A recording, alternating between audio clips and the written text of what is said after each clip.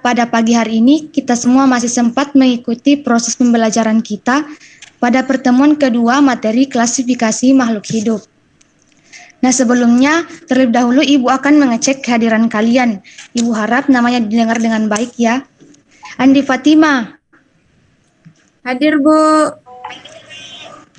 Rahayu. Hadir, Ibu. Dan Hamdana. Hadir, Bu. Hastika.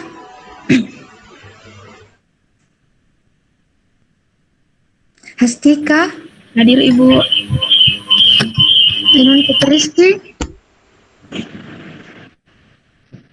Hadir. Dosen.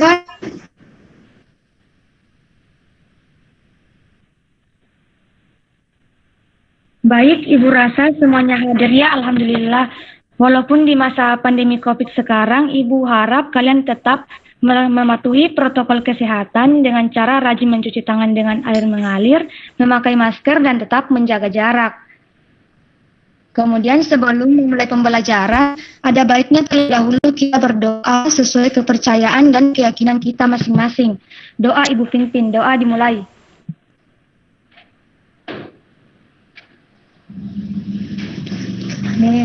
Doa selesai.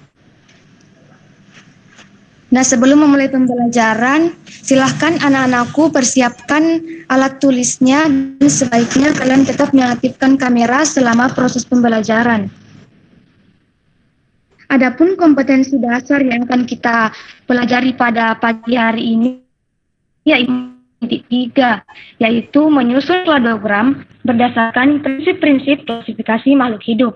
Adapun tujuan pembelajarannya ada 2, yaitu siswa dapat menyusun berdasarkan prinsip-prinsip klasifikasi makhluk hidup. Kemudian 2 adalah siswa dapat mempresentasikan kladogram yang telah dibuatnya berdasarkan prinsip-prinsip klasifikasi makhluk hidup. Sebelum lanjut ke materi kladogram, Ibu ingin bertanya, apa masih ada di antara kalian yang ingat materi minggu lalu? Apa sih klasifikasi makhluk hidup? Saya, Ibu. Silahkan, Nisa. Baik, jadi klasifikasi itu merupakan pengelompokan, Bu. Jadi klasifikasi makhluk hidup itu merupakan pengelompokan makhluk hidup berdasarkan persamaan dan perbedaan yang dimiliki. Terima kasih. Baik, jawaban dari kalian bahwa klasifikasi makhluk hidup itu merupakan pengelompokan makhluk hidup berdasarkan persamaan ataupun perbedaan ciri-ciri yang dimiliki oleh makhluk hidup itu sendiri. Kemudian ada yang masih ingat apa tujuan pengklasifikasian makhluk hidup? Saya, Bu. Silahkan. Tujuan klasifikasi hidup itu, Bu, untuk memudahkan kita dalam membedakan organisme yang satu dengan yang lainnya, untuk mengetahui kekerabatan antar makhluk hidup, Ibu. Jadi benar ya jawaban dari teman kalian Andi Fatima. Ada beberapa tujuan dari klasifikasian makhluk hidup. Nah, sekarang kita lanjut ke materi kladogram. Ibu minta kepada Siti Nur Hafiz men-share PPT Ibu.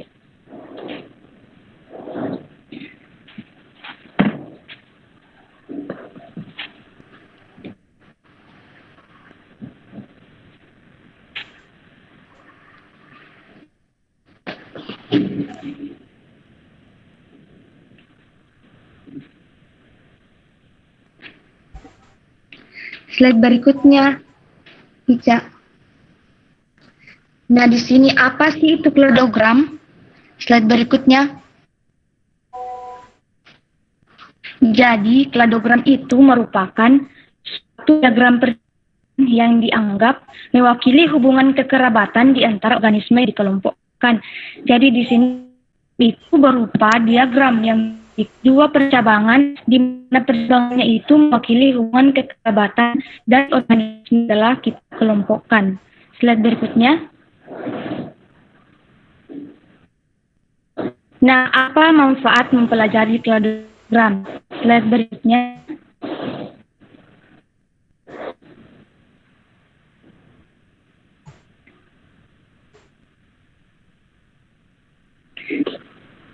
Nah, dengan adanya kladogram ini, hubungan kekerabatan dan interaksi antar setiap makhluk hidup menjadi lebih mudah untuk diketahui. Jadi, kladogram dapat memudahkan kalian untuk mengetahui hubungan kekerabatan ataupun interaksi antar setiap makhluk hidup.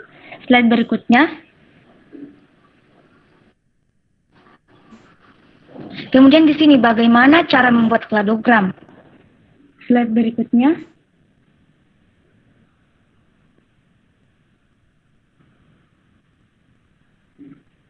Nah, kladogram mendeskripsikan setiap karakter organisme untuk membedakan yang satu dengan yang lainnya. Slide berikutnya.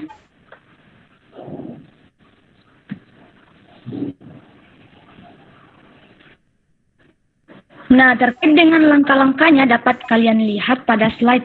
Langkah pertama yaitu kalian harus mengumpulkan beberapa organisme, kemudian kalian amati dengan teliti ciri-ciri yang ada pada setiap organisme tersebut. Di sini memberikan contoh, ada 4 hewan, ada ikan mas, ada kadal, ada kelinci, dan juga kucing. Silahkan kalian amati.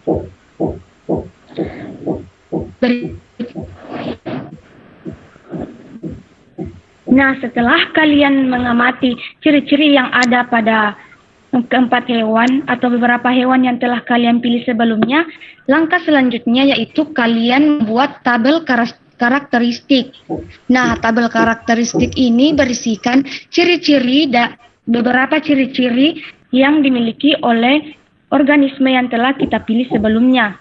Di sini Ibu memberikan 4 contoh ciri-ciri yang dimiliki oleh hewan yang telah Ibu pilih. Ada memiliki tulang belakang, ada memiliki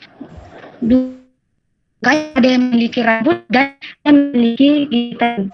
Oh iya, tentuan ciri-ciri ini dimulai dari ciri-ciri umum yang hampir dimiliki oleh semua organisme yang telah kita pilih.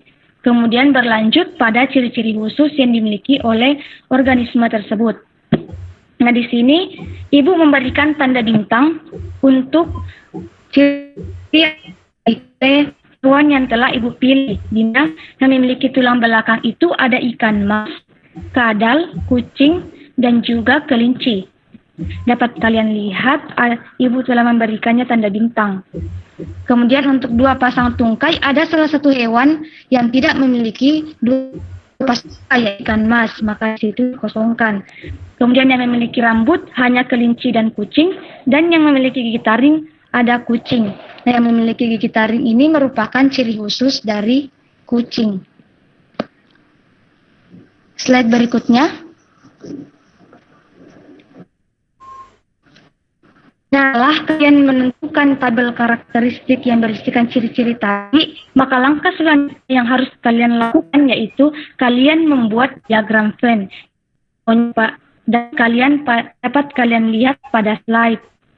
Di sini untuk hewan atau organisme yang memiliki beberapa ciri-ciri, dengan kata lain satu ciri-ciri, maka letaknya diletakkan di luar. Dan semakin ke dalam itu, hubungan kekerabatan organisme-organisme tersebut semakin dekat. Nah, di sini dapat kalian ada ikan mas, kadal, kelinci, dan kucing. Nah, hubungan kekerabatan antara ikan mas dan ini sangatlah jauh, di mana ciri-cirinya juga sangat berbeda. Nah, sampai di sini apakah kalian paham atau ada yang ingin ditanyakan? Paham, Bu. Baik, kalau begitu kita lanjut pada slide berikutnya.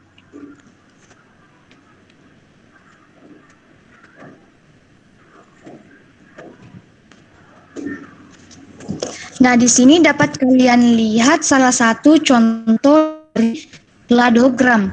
Nah, langkah-langkah yang akan kalian lakukan dalam membuat kladogram ini, pertama kalian buat garis lurus, garis miring dari arah kiri ke arah kanan. Nah, semakin ke arah kanan, maka hubungan kekerabatannya itu semakin dekat. Nah, di sini dapat kita lihat untuk yang memiliki tulang belakang ada ikan mas, ada kadal, kelinci, dan juga kucing. Kemudian yang memiliki rambut ada kelinci dan kucing, dan memiliki gigitan ada kucing. Nah, mungkin ada yang bertanya, kenapa di bagian kadal ini ada yang diletakkan di situ, padahal kelinci itu juga termasuk. Nah, hal ini dikarenakan kadal ini memiliki ciri-ciri yaitu 2 pasang tungkai, sedangkan kelinci dan kucing memiliki ciri-ciri lain yang telah kita peroleh tadi di ciri-ciri di bagian tabel karakteristik. Jadi sampai di sini paham? Paham, Ibu. Paham, Bu. Paham, Bu. Kalau begitu, Ibu selanjutnya Ibu bagikan kalian LKPD. Ibu melalui grup WA Micro Teaching. Silahkan dibuka dan dibaca. Jika ada yang kurang jelas, silahkan ditanyakan.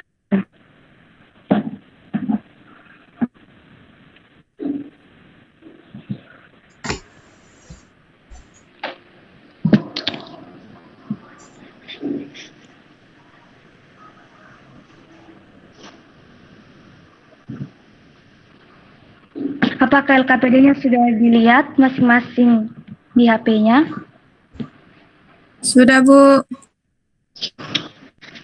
Jadi LKPD itu kalian kerjakan secara berkelompok di mana terdiri dari 3 sampai 4 orang.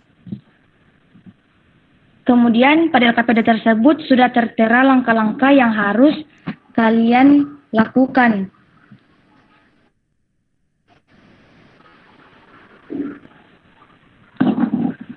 Ada pada halaman 3 pada LKPD, di situ terdapat 7 langkah-langkah yang harus kalian lakukan.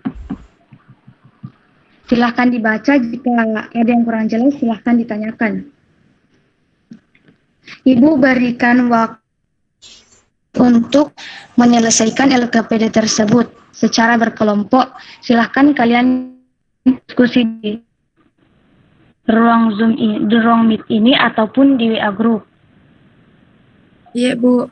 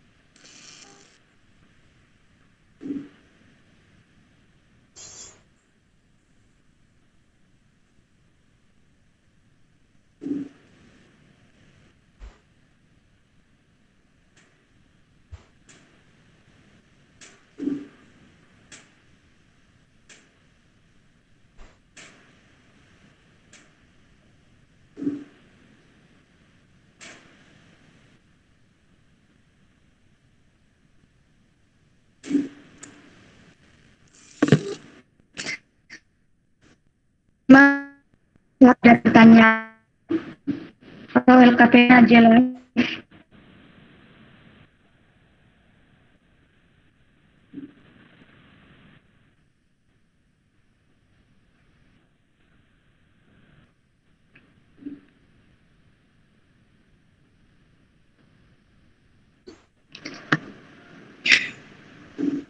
Kalau tidak ada pertanyaan, Ibu rasa waktunya sudah habis ya. Sekarang giliran kalian yang mempresentasikan kladogram yang telah kalian buat. Ibu persilahkan mulai dari kelompok 1. Silahkan mempresentasikan kladogramnya. Ya, baik, Ibu.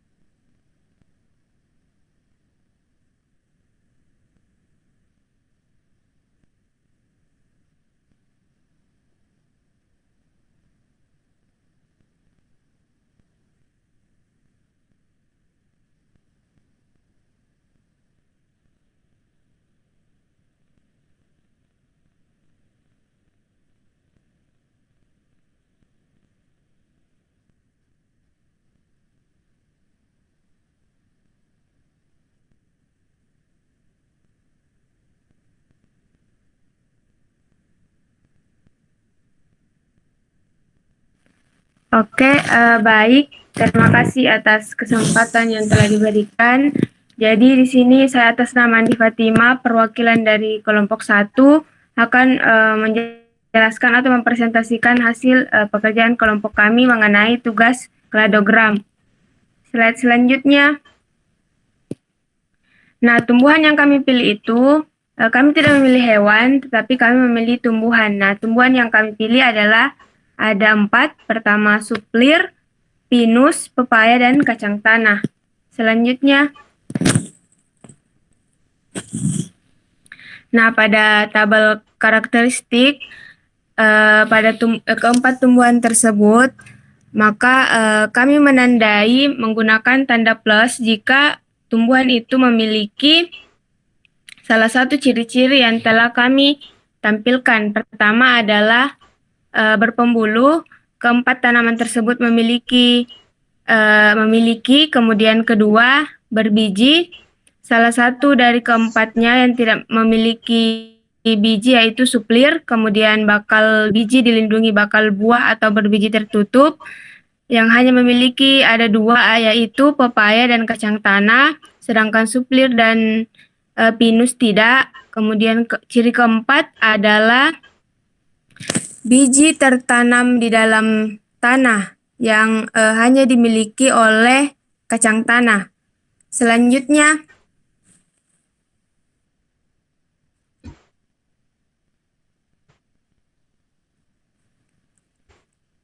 nah pada diagram Venn, berdasarkan pada tabelnya, maka yang berpembuluh itu hanya tanaman suplir, kemudian berbiji hanya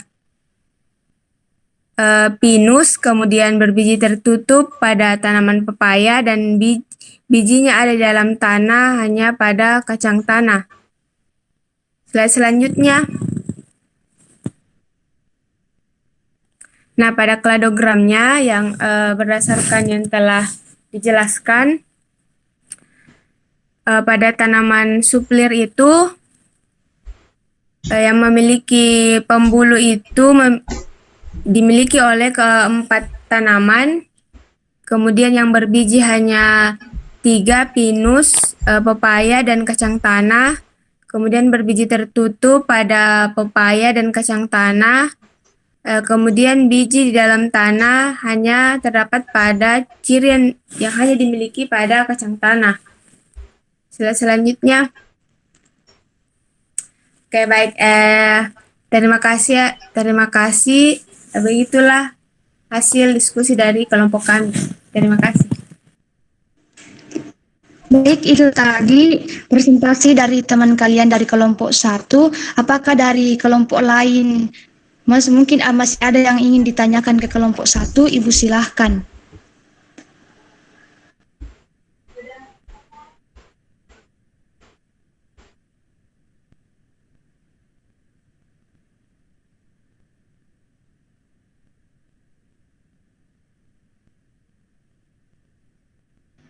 Saya, Bu. Iya, Bu. Silahkan. Nur Hafizah. Ya, jadi terima kasih atas kesempatannya. Pertanyaan saya itu bagi penjelasannya untuk kelompok 1. Terima kasih. Bagaimana dengan kelompok 1? Apa mau langsung dijawab atau pertanyaannya ditampung terlebih dahulu? Mungkin ditampung terlebih dahulu, Bu. Oke, baik. Jika masih ada pertanyaan dari kelompok lain, silahkan.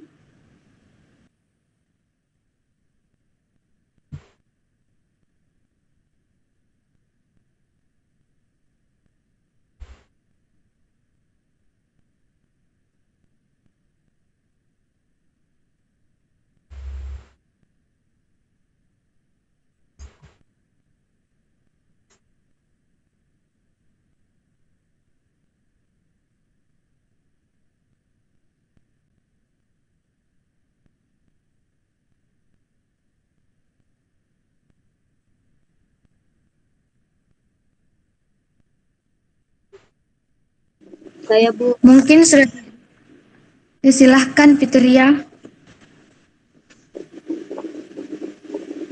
Baik, terima kasih atas kesempatannya.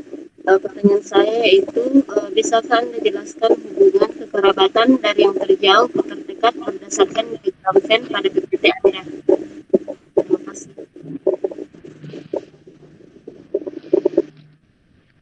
Baik, kepada kelompok 1 silakan dijawab pertanyaan dari temannya. Baik, terima kasih atas kesempatan yang telah diberikan. Saya perwakilan dari kelompok 1 akan menjawab pertanyaan dari kelompok 2. Jadi pertanyaannya tadi itu, bagaimana cara kita dalam memilih ciri-ciri yang akan kita buat dalam tabel karakteristik. Jadi untuk memudahkan kita membuat kladogram, nantinya maka kita mulai dari ciri-ciri yang umum yang dimiliki oleh organisme yang kita pilih. Kemudian kita lanjut pada ciri-ciri khususnya. Mungkin sekian dari saya, Bu. Saya kembalikan kepada Ibu. Bagaimana dengan kelompok 2 atas jawaban dari kelompok 1? Terima kasih jawabannya dari kelompok 1. Oke, silahkan dilanjut kelompok 1 ke pertanyaan kedua. Saya Bu. Silahkan Rahayu. Baik, terima kasih atas kesempatan yang telah diberikan. Saya di sini sebagai perwakilan dari kelompok 2 akan menjawab pertanyaan dari Saudari Fitria Rahmayanti Ismail, di mana pertanyaannya itu jelaskan hubungan kekerabatan dari yang terjauh ke terdekat berdasarkan diagram Venn yang pada PPT kelompok Anda. Nah, yang terjauh itu suplir, kemudian pinus, kemudian pepaya, terakhir kacang tanah. Jadi ada diagram Venn itu semakin ke dalam kekerabatannya semakin dekat, begitupun sebaliknya. Sekian, itu mungkin jawaban dari saya, Bu. Saya kembalikan kepada Ibu. Bagaimana dengan yang kelompok yang bertanya tadi? Sudah mengerti, Bu. Baik. Penampilan kelompok 1 sudah cukup bagus. Kita beri aplaus untuk.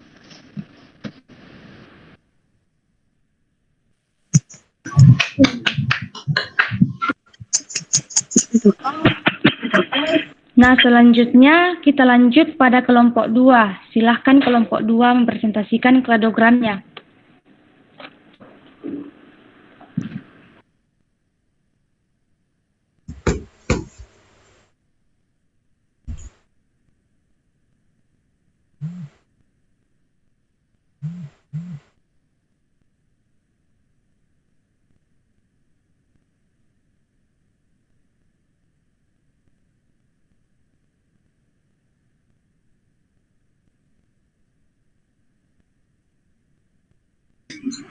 Baik, terima kasih atas kesempatan yang diberikan. Sini saya akan presentasikan mengenai tugas pembuatan kladogram, di mana kelompok kami itu mempresentasikan terkait hewan yang ada di sekitar kita yang memiliki keterkaitan satu yang lain, ditunjukkan melalui kladogram. Ya, slide berikutnya. Oke, di sini ada pun hewan yang kami pilih, yaitu belut, hiu, katak, buaya, ayam, harimau, orangutan, dan manusia. Ya, slide berikutnya. Oke, sebelum membuat kladogram, kita harus mengidentifikasi satwa atau organisme yang kita tinjau untuk dibuat dalam satu kladogram, di mana karakteristiknya cairan ketuban atau biasa disebut dengan anion, kemudian endermiknya, rambutnya, kemudian ekor, kemudian alat geraknya. Kemudian pertama itu rahang, di mana kita ketahui bahwa untuk hewan vertebrata itu dia memiliki rahang, baik itu belut, hiu, katak, buaya, ayam, harimau, orangutan, dan manusia. Mereka semua itu memiliki yang namanya rahang. Kemudian ditinjau dari tulang belakangnya, di mana untuk belut sendiri itu dia tidak memiliki tulang belakang. Kemudian baik itu hiu, katak, buaya, ayam, harimau, orangutan, dan manusia itu dia tergolong vertebrata dan memiliki tulang belakang. Kemudian paru-parunya. Untuk belut, untuk belut dan hiu itu dia tidak memiliki paru-paru.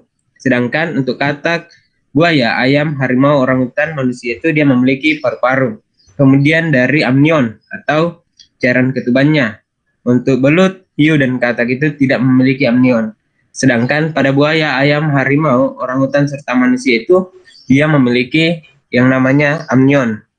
Kemudian endotermiknya, di mana belut, hiu, katak, buaya itu tidak memiliki endotermik. Sedangkan ayam, harimau, orangutan, dan manusia dia memiliki endotermik. Kemudian ditinjau dari penutup tubuhnya seperti rambut, di mana belut, hiu, katak, buaya, ayam itu tidak memiliki rambut, sedangkan untuk harimau, orangutan, dan manusia itu memiliki rambut. Kemudian ditinjau dari ekornya, di mana belut tidak memiliki ekor ya. Belut, hiu, katak, buaya, ayam, dan harimau Sumatera memiliki ekor, sedangkan untuk orangutan dan manusia itu tidak memiliki ekor. Ya, untuk alat geraknya berkaki dua. Belut, hiu, katak, ayam, buaya, harimau itu tidak memiliki alat gerak berupa kaki yang berjumlah dua. Namun untuk orangutan dan manusia itu memiliki alat gerak berupa kaki yang berjumlahkan dua. Oke, slide berikutnya. Oke, langkah berikutnya dalam pembuatan kladogram yaitu identifikasi karakteristik tersebut itu dimasukkan ke dalam diagram Venn, di mana di dalam diagram Venn itu dibuat seperti bentuk Venn, seperti di dalamnya itu ada berkaki dua seperti manusia, tidak memiliki ekor, tidak rambut, endotermik itu ayam, amnion, paru-paru, tulang rangka, rahang yang dimiliki oleh organisme itu. Di sini organismenya itu spesifik, artinya dia mewakili salah satu karakteristik yang ditampilkan untuk nanti dituangkan di dalam kladogram yang akan dibuat. Oke, slide berikutnya. Oke, di sini sudah dibuatkan kladogram ya. Kita ketahui bahwa sifat atau karakteristik dari pembuatan kladogram itu dimulai dari umum ke khusus. Artinya karakteristiknya itu dimulai dari yang secara umum yang dimiliki oleh organisme, kemudian menuju ke khusus yang spesifik hanya dimiliki oleh beberapa organisme. Oke, ditinjau dari rahangnya. Seperti yang dikatakan tadi bahwa belut itu memiliki rahang dan semuanya organisme itu memiliki rahang. Kemudian ditinjau dari tulang rangkanya itu dilihat dari hiu. Di sini maksudnya pembuatan kladogram ini setiap karakteristiknya itu mewakili satu organisme dan menunjukkan kekerabatan masing-masing dari organisme tersebut. Setiap sifat ini dapat menunjukkan kekerabatan masing-masing dari organisme tersebut. Mungkin itu saja dari saya. Saya kembalikan. Kelompok yang lain, mungkin ada yang ingin ditanyakan ke kelompok 2? Saya, Bu. Silahkan, Ainun Fitri Rizky.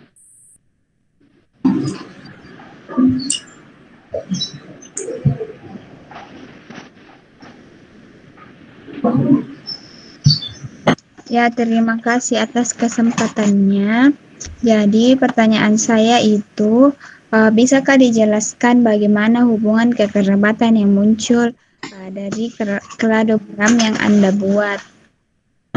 Oke, baik. Terima kasih atas jawabannya. Pertanyaannya, di mana kita ketahui tadi bahwa arah dari kladogram itu ditinjau dari kiri ke kanan itu, bahwa dari kiri ke kanan itu mewakili dari sifat umum ke khusus. Jadi dapat disimpulkan bahwa semakin dia mengarah ke kanan itu dia memiliki kerabatan yang sangat dekat. Ya, misalnya saja pada PPT yang yang kami buat itu di mana belut dan manusia itu memiliki hubungan kekerabatan sangat jauh karena ada beberapa karakteristik yang membedakan mereka. Kemudian antara orang hutan dan manusia itu terbilang dekat karena hanya dipisahkan oleh satu karakteristik, yaitu berkaki dua. Ya, mungkin itu saja dari saya kembalikan. Bagaimana Ainun Fitriski? Yes. Nah, saya mungkin bertanya balik, atas dasar apa Anda menyatakan bahwa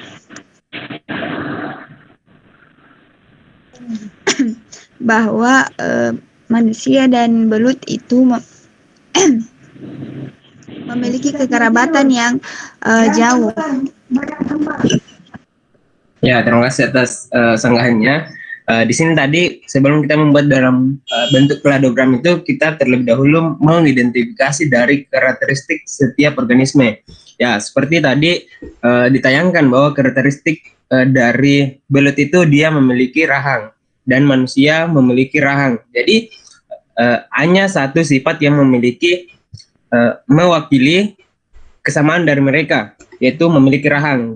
Namun banyak dari karakteristik yang ditampilkan, yang diidentifikasi, kedua organisme ini tidak memiliki kesamaan. Seperti dia tidak memiliki alat gerak berupa kaki berjumlah 2, satu organismenya yang punya, satu organisme yang lainnya tidak punya. Sehingga dapat disimpulkan bahwa kekerabatan antara belut dan manusia itu sangat jauh. Ditinjau dari karakteristiknya, kemudian di dalam diagram Venn-nya juga dapat terlihat jelas bahwa belut itu berada pada titik paling akhir atau paling luar, sehingga menunjukkan bahwa kekerabatannya sangat jauh. Kemudian ditinjau dari kladogram atau filogenetiknya sendiri itu sangat jauh dilihat bahwa belut itu mewakili secara umum karakteristiknya. Kemudian kita ketahui dari kiri ke kanan itu karakteristiknya semakin ke kanan dia semakin khusus, dan dapat disimpulkan bahwa kekerabatan mereka sangat jauh. Saya kembalikan. Bagaimana Ainun Fitriski? Iya, terima kasih jawabannya kelompok 2.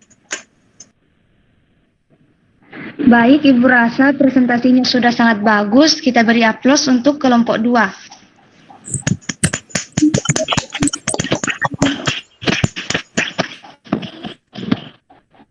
Baik, mungkin cukup sekian dulu kita pada pagi hari ini. Terkait dengan presentasi kladogram dari kedua kelompok tadi, Ibu rasa keduanya sudah menarik dan sudah kreatif. Ibu harap untuk kelompok yang lain bisa lebih baik lagi dari kelompok yang tampil pertama ini. Nah, sebelum menutup pembelajaran, adakah salah satu yang bisa menyimpulkan materi pembelajaran pada pagi hari ini? Saya, Bu. Silahkan Nurhaliza. Ya, jadi berdasarkan pembelajaran yang dilakukan dari presentasi